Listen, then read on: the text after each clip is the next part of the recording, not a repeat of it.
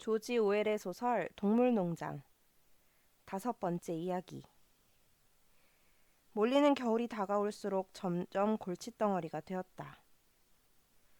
아침마다 툭하면 작업장에 늦게 와서는 깜빡 늦잠을 잤다고 변명을 했다. 또 식욕은 변함없이 왕성한데도 여기가 아프니 저기가 아프니 하면서 알 수 없는 통증을 호소하기 일쑤였다. 몰리는 그런 식으로 온갖 구실을 대면서 이를 피했다. 그러고는 물 마시는 연못으로 가서 수면에 비친 자기 모습을 바보처럼 물끄러미 들여다보며 서 있었다. 그러나 몰리와 관련된 진짜 심각한 소문은 따로 있었다. 어느 날 몰리는 마른 풀 한 줄기를 질근질근 씹으며 앞마당으로 천천히 들어섰다. 기분이 좋은지 긴 꼬리가 살랑살랑 흔들렸다. 클로버가 얼른 다가와 몰리를 한쪽 구석으로 데려갔다. 몰리, 너한테 할 말이 있어. 아주 중요한 얘기야. 너, 내가 오늘 아침에 보니까 우리 동물농장 산울타리 너머로 고개를 내밀고 폭스우드 농장 쪽을 보고 있더라. 산 울타리를 경계로 내 반대편에는 필킹턴 밑에서 일하는 일꾼 하나가 서 있고, 그래, 비록 멀리 떨어져 있기는 했지만 난 똑똑히 봤어.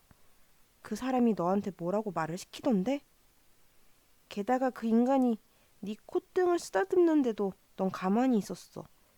도대체 어떻게 된 거야, 몰리? 뭐? 그런 일 없었어. 그 사람이 나한테 말을 걸고 나는 콧등을 쓰다듬도록 내버려뒀다고? 그런 말도 안 되는 소리 하지도 마. 몰리는 발끈해서 큰 소리를 쳤지만 곧이어 앞발로 바닥을 긁어 대기 시작했다. 몰리, 내 얼굴을 똑바로 봐. 그 사람이 내 콧등을 쓰다듬지 않았다고 맹세할 수 있어? 그런 일 없었어. 몰리는 같은 말만 되풀이할 뿐 클로버의 얼굴을 똑바로 들여다보지는 못했다. 그러더니 갑자기 들판을 향해 재빨리 달아났다. 순간 클로버는 문득 짚히는 게 하나 있었다. 클로버는 아무에게도 말하지 않고 몰리의 마구간으로 몰래 들어가 발로 집 더미를 이리저리 헤집었다. 아니나 다를까 집 더미 밑에는 작은 각설탕 덩어리들과 여러 색깔의 리본 다발이 숨어 있었다. 그 일이 있고 나서 사흘 뒤 몰리가 사라졌다. 처음 몇 주 동안은 몰리가 도대체 어디에 있는지 아무도 알지 못했다. 그러나 곧 비둘기들이 웰링던에서 몰리를 보았다는 소식을 전했다. 몰리가 빨간색과 검은색으로 칠한 멋진 이륜마차의 끌채를 맨 채 어떤 술집 앞에 서 있더라는 것이다. 체크무늬 반바지에 다리에 각반을 찬 얼굴이 붉고 뚱뚱한 남자가 몰리의 콧등을 쓰다듬으며 각설탕을 먹이고 있었는데 술집 주인처럼 보였다고 했다. 몰리의 털은 새로 말쑥하게 깎여 있었고 앞갈기에는 주홍색 리본을 묶고 있었다고 했다. 비둘기들은 몰리가 행복해 보였다고 말했다. 그 뒤로는 동물농장의 누구도 몰리의 이름을 입에 올리지 않았다. 1월이 되자 가혹한 추위가 찾아왔다. 땅이 쇳덩어리처럼 꽁꽁 얼어붙어 들판에서는 더 이상 아무 일도 할 수 없었다. 대신 큰 헛간에서 회의가 자주 열렸고 돼지들은 이듬해에 할 일들을 계획하느라 바빴다. 다른 동물들에 비해 머리가 훨씬 좋은 돼지들이 농장 정책과 관련된 모든 문제들을 결정하는 것은 이제 당연한 일로 여겨졌다. 물론 돼지들의 결정은 여전히 표결에 붙여 다수의 허락을 받아야 했다. 농장은 스노우볼과 나폴레옹 사이에 의견 충돌만 없었어도 이런 식으로 잘 운영될 수 있었을 것이다. 그러나 이들은 부딪힐 수 있는 모든 문제를 놓고 사사건건 맞섰다. 둘 중 하나가 보리를 더 많이 심자고 제안하면 다른 하나는 반드시 귀리를 더 많이 심어야 한다고 주장했다. 하나가 이런저런 밭에는 양배추가 적당하다고 하면 다른 하나는 거기는 뿌리 채소 말고는 아무것도 심을 수 없는 쓸모없는 땅이라고 주장했다. 스노우볼과 나폴레옹에게는 저마다 추종자들이 따로 있어 서로 간에 거센 논쟁이 벌어지기도 했다. 회의에서는 스노우볼이 뛰어난 연설 솜씨로 다수의 지지를 얻을 때가 많았다. 그러나 나폴레옹은 틈틈이 동물들을 개인적으로 만나 지원을 부탁하는 유세에 강했다. 특히 나폴레옹은 양들의 지지를 한몸에 받았다. 그 무렵 양들은 네 발은 좋고 두 발은 나쁘다 라는 구호를 시도 때도 없이 외치기 시작했는데 이 때문에 회의가 중단될 때도 많았다. 그런데 가만 보니 양들은 스노우볼의 연설이 중요한 대목에 이를 때마다 그 구호를 외쳐대는 듯 했다. 스노우볼은 존스의 집에서 발견한 농부와 목축업자라는 잡지의 과월호를 열심히 읽고 공부하여 농장의 개혁과 개선을 위해 다양한 계획을 내놓았다. 그는 밭에 배수관을 설치하는 문제, 발효사료 제조법, 광물 찌꺼기를 비료로 이용하는 법 등 아주 해박하게 설명했다. 똥거름을 나르는 수고를 덜기 위해 모든 동물들이 날마다 밭 여기저기에 돌아가며 똥을 누도록 하는 복잡한 방식도 고안했다. 반면 나폴레옹은 아무런 계획도 스스로 고안해 발표하지 않았다. 그럼에도 스노우볼의 계획들은 모두 헛수고로 끝날 거라며 여유만만했는데 왠지 적절한 때가 오기만을 기다리는 듯한 인상을 풍겼다. 한편 스노우볼과 나폴레옹 사이에서 벌어진 논쟁들 가운데서 풍차 건립을 두고 벌인 논쟁만큼 치열한 것도 없었다. 농장 건물들에서 멀지 않은 곳에 길쭉한 목초지가 하나 있었는데 그곳에는 작은 언덕이 솟아 있었다. 그 언덕은 농장에서 가장 높은 곳이었다. 스노우볼은 농장의 지형을 꼼꼼히 살펴본 뒤 그곳이 풍차를 세우기 위한 가장 적당한 장소라고 선언했다. 풍차가 있으면 발전기를 돌려 농장에 전기를 공급할 수 있고 전기가 있으면 축사를 환히 밝히고 겨울에 따뜻하게 난방을 할 수 있으며 회전톱과 작두, 사료 절단기, 전기 차교기 등도 가동할 수 있다고 스노우볼은 설명했다. 동물들은 지금까지 그런 기계들에 대해 들어본 적도 없었다. 그래서 자신들이 들판에서 한가로이 풀을 뜯거나 독서와 대화를 통해 교양을 쌓는 동안 자신들의 수고를 덜어줄 그 환상적인 기계들의 모습을 스노우볼이 떠올려주자 다들 놀라운 표정으로 귀를 기울였다. 불과 몇 주 만에 스노우볼의 풍차 건설 계획이 완성되었다.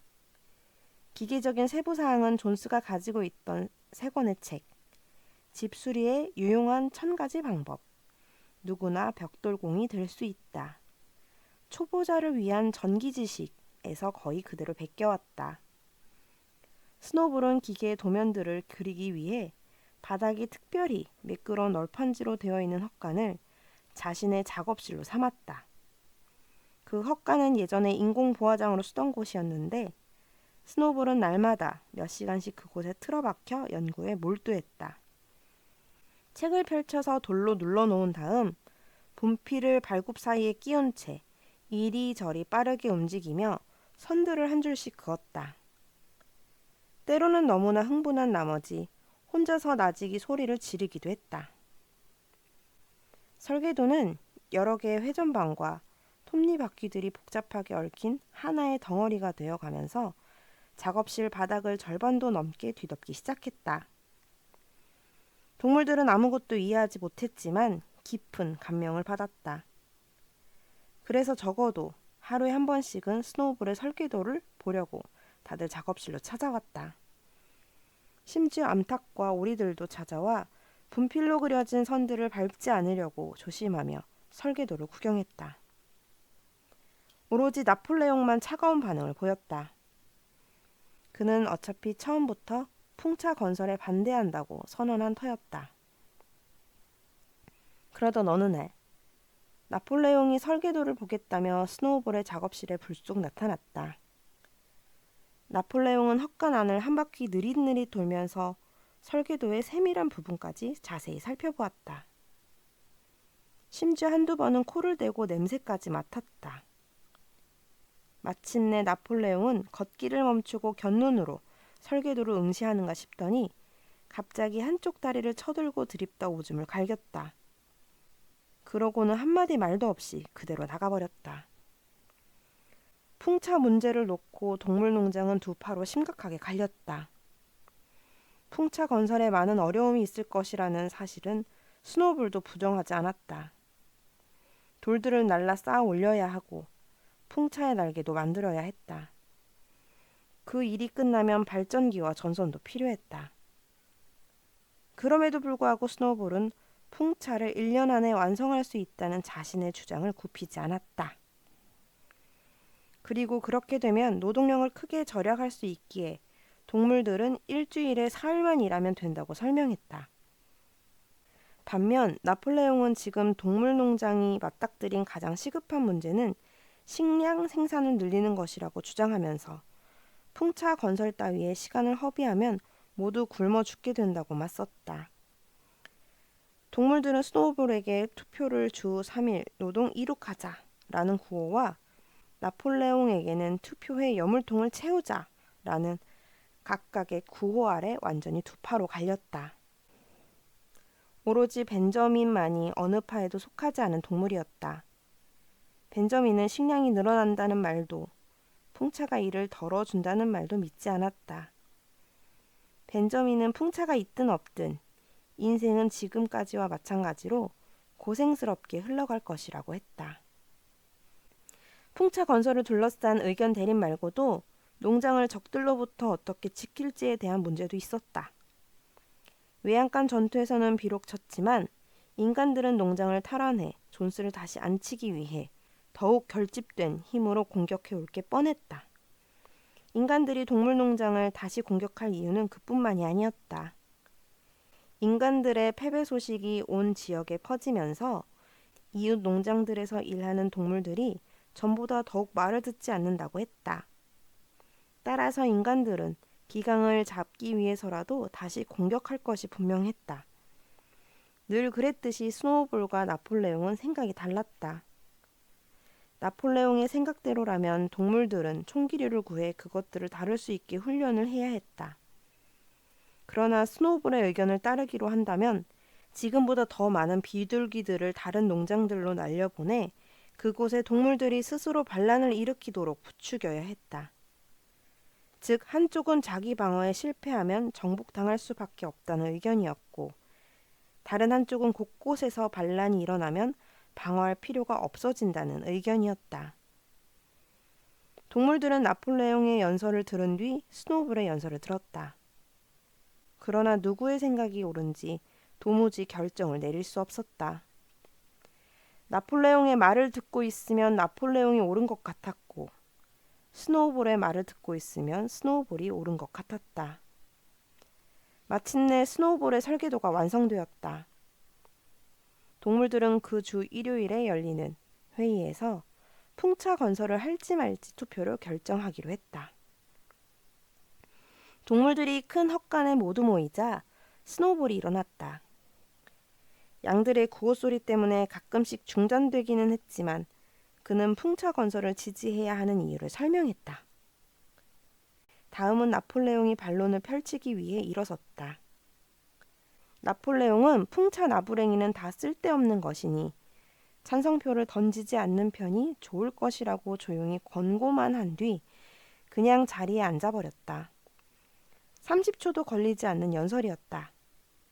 하지만 나폴레옹은 자신의 연설이 청중의 마음을 움직였는지에 대해 아무 관심도 없는 듯 했다. 스노우볼이 기다렸다는 듯 벌떡 일어났다. 그러고는 다시 구호를 외치기 시작한 양들을 호통쳐 조용히 시킨 뒤 풍차 건설을 지지해달라고 열변을 토했다.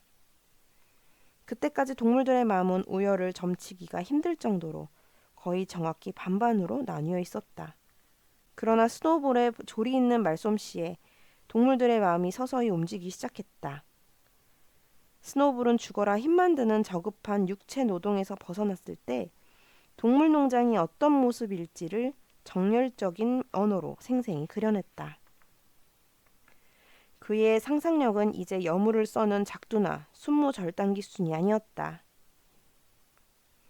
전기만 있으면 축사마다 불을 달아 실내를 밝히고 뜨거운 물과 찬물이 나오는 냉온수 시설은 물론 전기 난방시설을 설치하여 따뜻하게 지낼 수 있다고 했다. 그뿐 아니라 전기가 있으면 탈곡기, 쟁기, 썰에, 땅 다지는 기계는 물론 수확기와 건초를 묶는 기계까지 가동할 수 있다고 주장했다.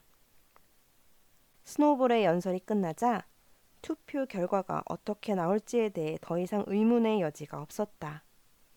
바로 그때 나폴레옹이 자리에서 일어서더니 스노우볼을 이상하게 흘겨보며 지금껏 아무도 들어보지 못한 아주 새된 소리를 질렀다. 그러자 밖에서 사납게 지저대는 소리가 들리면서 노쇠에 징이 박힌 목걸이를 한 커다란 개 9마리가 헛간으로 뛰어들어왔다. 개들은 주저없이 스노우볼을 향해 달려들었다. 스노우볼은 펄쩍 뛰어올라 간신히 억센 이빨을 피했다.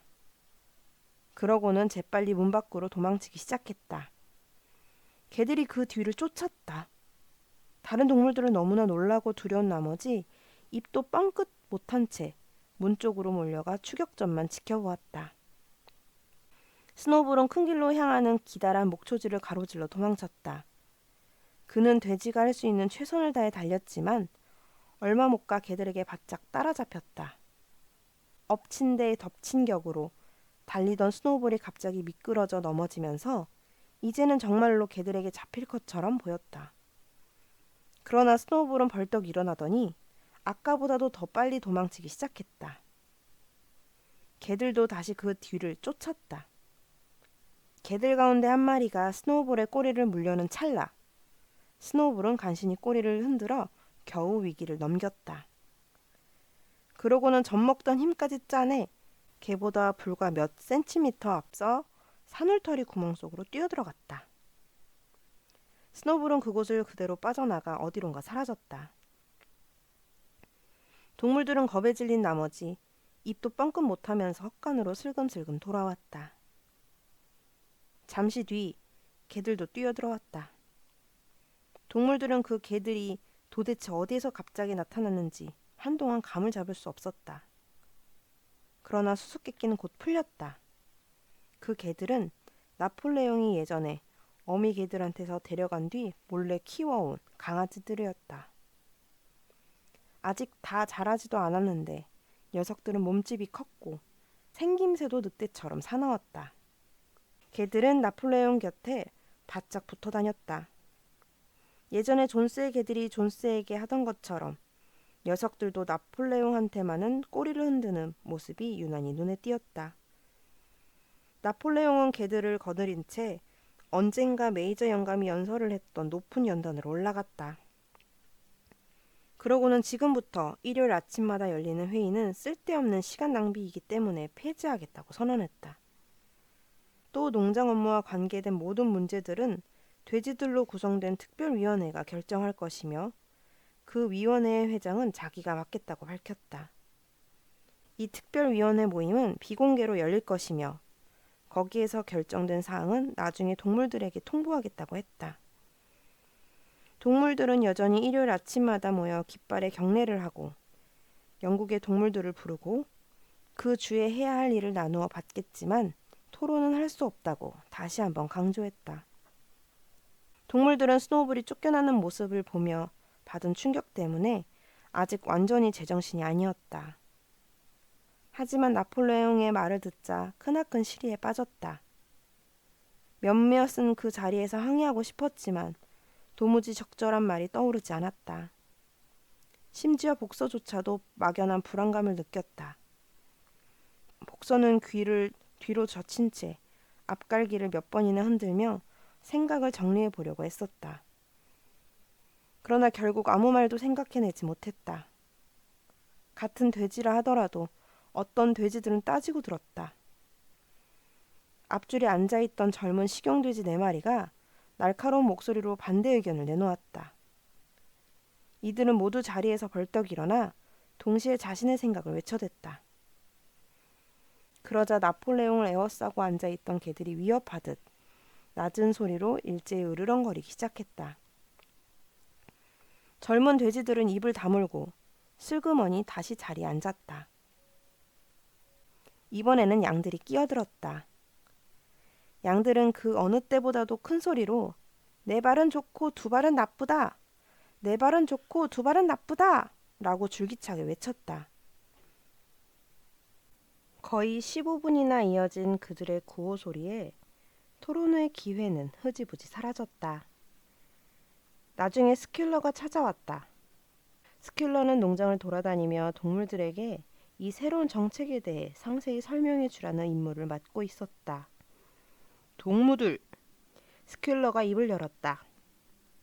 나는 여러분 모두가 나폴레옹 동무의 희생에 감사하고 있을 거라고 믿습니다. 나폴레옹 동무는 자기가 하지 않아도 되는 일을 하나 더 떠맡은 셈이니까요.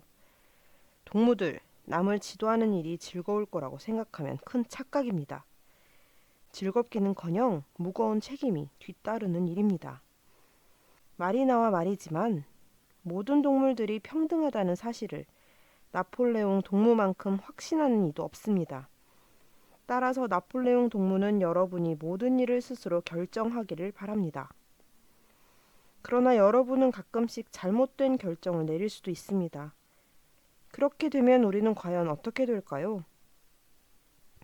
예를 들어 풍차 어쩌고 하며 허튼 소리를 하던 스노우볼의 생각을 따르기로 했다면 우리의 운명이 어떻게 되었는가 이 말입니다. 그 작자는 우리 모두가 알다시피 범죄자에 지나지 않았습니까? 스노우볼은 외양간 전투에서 용감하게 싸웠어요. 누군가가 따졌다. 용감한 게 다가 아닙니다. 스큘러가 되받았다. 충성과 복종이야말로 더욱 중요한 가치가 있지요. 그리고 외양간 전투 얘기가 나와서 말인데 스노우볼의 공로는 지금 너무 과장되어 있습니다. 나는 우리가 그러한 사실을 알게 되는 날이 반드시 오리라고 믿습니다. 동무들, 규율 준수, 아무리 힘들어도 무쇠처럼 굳센 의지로 규율을 준수하는 것. 이것부터는 이것이 우리의 구호가 되어야 합니다. 한 발짝이라도 잘못 내디뎠다가는 적들이 당장 우리를 덮칠 겁니다. 여러분, 설마 존스가 다시 돌아오기를 바라는 건 아니겠죠? 스퀼러의 논리는 동물들로 하여금 또다시 아무런 반박도 하지 못하게 만들었다. 물론 존스가 돌아오기를 바라는 동물은 단 하나도 없었다. 일요일 아침 회의를 계속하는 것이 존스를 불러오는 결과를 낳는다면 회의는 당연히 중단돼야 했다. 스퀼러의 말을 듣는 동안 생각할 시간이 있었던 복서가 이번에는 자신의 막연한 느낌을 말로 표현했다. 나폴레옹 동무가 그렇게 말했으면 그게 옳겠지. 그때부터 복서는 내가 더 열심히 일하면 돼 라는 자신의 첫 번째 좌우명뿐만 아니라 나폴레옹 동무는 언제나 옳다 라는 새로운 좌우명까지 삶의 지표로 삶았다. 바야흐로 날씨가 풀려 봄가리가 시작되었다. 스노우볼이 풍차를 살게 했던 헛간은 폐쇄되었다. 동물들은 바닥에 그려진 설계도도 모두 지워버렸을 거라고 생각했다. 일요일 아침 10시가 되면 동물들은 어김없이 그 주에 해야 할 일을 나누어 받았다. 어느새 살점이 다 떨어져 깨끗해진 메이저 영감의 두개골은 과수원 무덤에서 파내 깃발 개양대 아래에 있는 나무 그루터기 위에 총과 함께 나란히 놓여 있었다. 동물들은 깃발을 개양한 다음 헛간으로 들어가는 길에 이 두개골 앞을 엄숙하고도 경건한 자세로 줄줄이 지나가야 했다. 이제 동물들은 예전처럼 헛간 바닥에 다 모여 앉아있지 않았다. 나폴레옹과 스큘러와 노래와 시를 짓는데 뛰어난 재능을 지닌 미니머스라는 돼지는 높게 쌓아 올린 연단 위에 앉았다. 그러면 그 앞으로 혈기에 넘치는 개 9마리가 반원을 그리며 새 돼지를 에워싸고 앉았다. 나머지 돼지들은 그 뒤에 자리를 잡았다. 다른 동물들은 돼지를 쳐다보며 헛간 가운데 바닥에 앉았다. 나폴레옹이 군인처럼 무뚝뚝하고 투박스러운 말투로 그 주에 해야 할 업무 지시서를 읽고 나면 동물들은 영국의 동물들을 딱 한 번 부른 뒤 바로 흩어졌다. 스노우볼이 쫓겨난 지 3주째 되던 일요일이었다. 헛간에 모인 동물들은 어찌 되었던 풍차를 건설해야 한다는 나폴레옹의 발표를 듣고 적잖이 놀랐다. 나폴레옹은 왜 생각을 바꾸었는지 대해서는 한마디도 하지 않았다. 대신 이 별도의 업무가 아주 힘든 노동이 될 것이며 식량, 배급량도 줄여야 할지 모르니 단단히 각오하라는 경고만 했다. 풍차 건설 계획은 이미 세세한 부분까지 철저히 준비되어 있었다. 돼지들로 이루어진 특별위원회가 지난 3주 동안 그 일에 매달린 결과였다.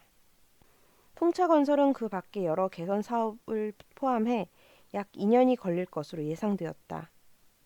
그날 저녁, 스킬러는 동물들과 개인적인 자리를 갖고 사실 나폴레옹은 풍차 건설에 반대한 적이 없다고 설명했다.